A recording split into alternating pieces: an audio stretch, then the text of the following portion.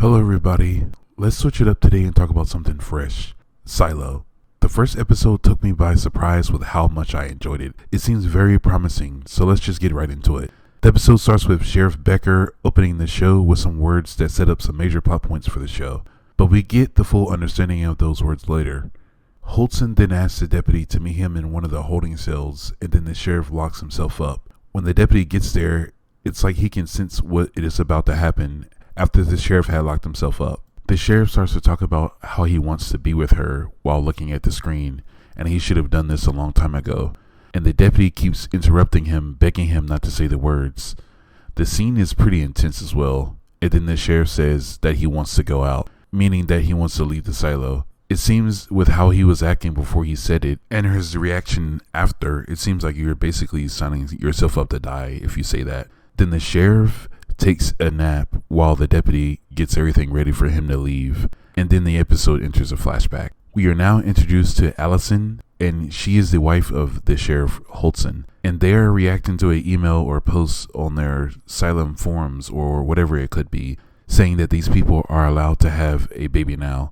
It seems like the whole silo knows the news as well, which makes me think it was posted on some type of forum. But she is approached by an older lady while eating her lunch.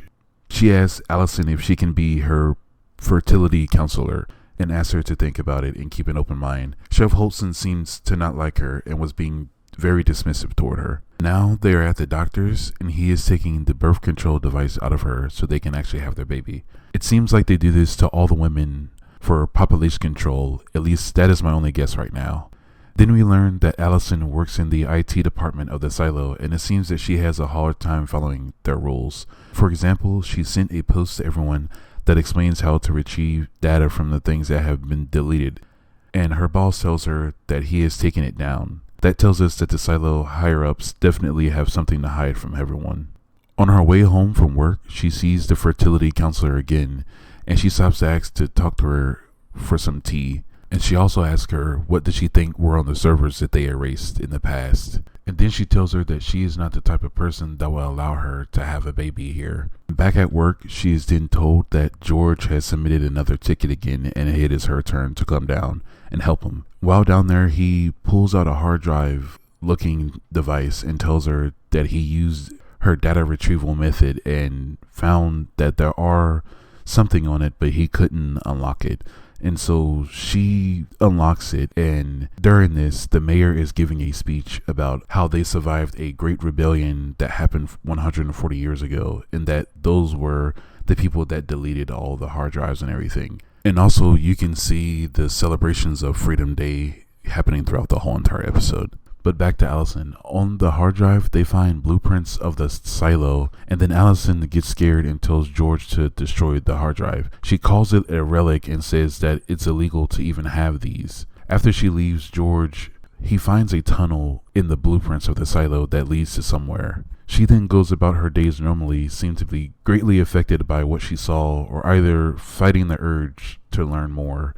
But she eventually caves and goes back to George, and they search through almost all of it to eventually come across a video named Jane Cormendy Cleaning, and both of them seem super shocked by what was in the video. We don't get to really see exactly what was shown, but we do get to see a little bit of it reflected through Allison's glasses.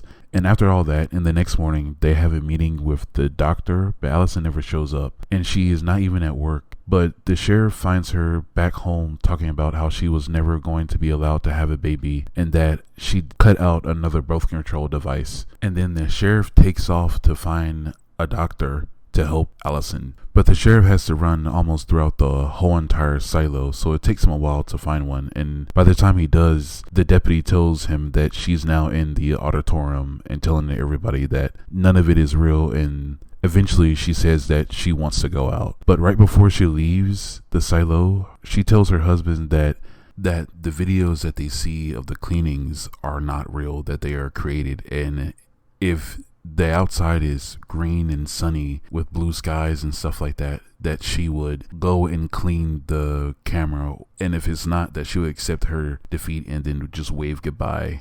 We then get to the moments of Allison's release, and the sheriff says the words that we heard in the intro. They seem to be like a set of laws or rules they say when someone leaves the silo. She then leaves, and we see on the screen that she does clean the glass, but she doesn't make it past the tree on the hill afterwards. 2 years later go by, and they find George dead at the bottom of the silo. And then that's where we meet Juliette Nichols. She's literally the beating heart of the silo, and it then cuts back to the present day, and the sheriff is telling the deputy that what he learned from her is the reason he wants to leave, and that he misses Allison's too.